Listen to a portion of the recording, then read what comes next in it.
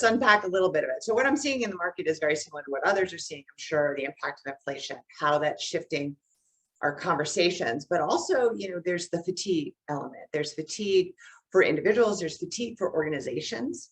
And that plays out very differently across the board and across my clients. And I work with, as you know, mid-sized organizations principally. But it's that, how do you scale up becomes an issue.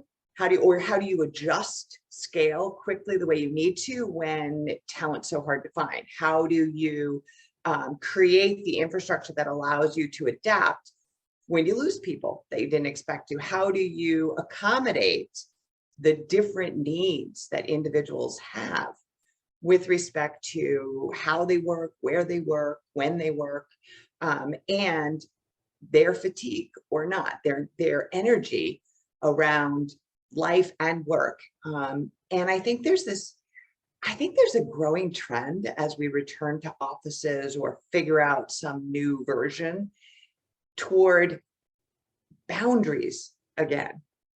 The lines got so blurred, and yet what we've discovered is the lack of boundaries. While we love the flexibility, the lack of boundaries can be really challenging, because when are you on and when are you off?